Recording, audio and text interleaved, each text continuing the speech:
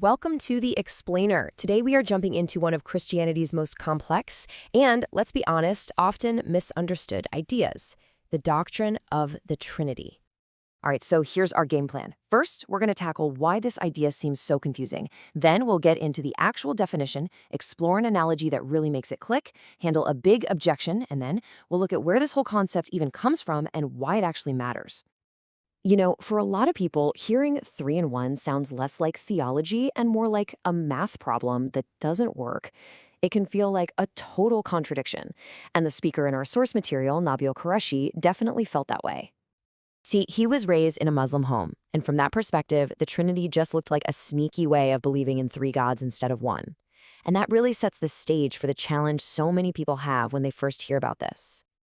And this confusion isn't really helped by the kinds of answers people sometimes get. When the speaker would ask for an explanation, he'd just hear, oh, it's 3 in 1. But as he puts it so well, that sounds more like a shampoo commercial than a deep truth about God.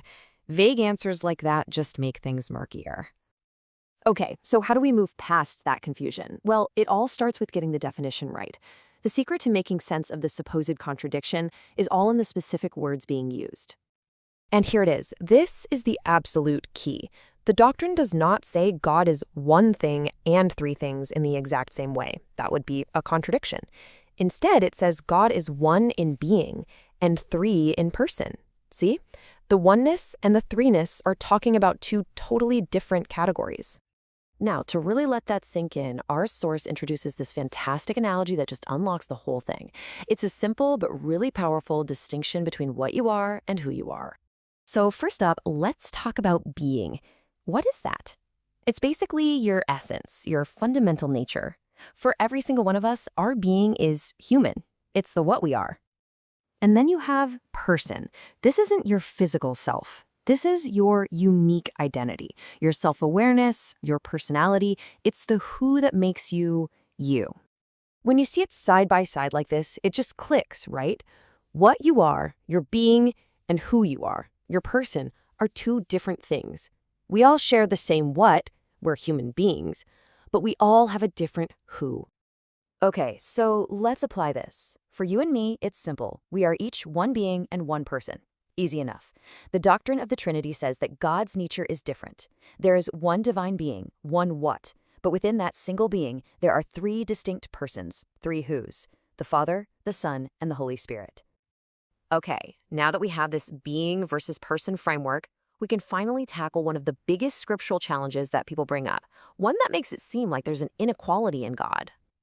This is the classic question, right? People will point to this verse and say, see, if the Father is greater than Jesus, then Jesus can't possibly be God in the same way. But is that what's really being said here? Our source gives us a fantastic way to think about this. Imagine a CEO and a brand new employee at a company. Are they equal? Well, in their being, absolutely. They're both 100% human. But in their role at the company, of course the CEO is greater. In the same way, the idea is that when Jesus says the Father is greater, he's talking about a difference in role, not a difference in their shared divine being. But hang on, where did this whole idea even come from? Is this something that was just invented much later, or can we actually see hints of this from the very beginning of the scriptures? I mean, that's a fair question.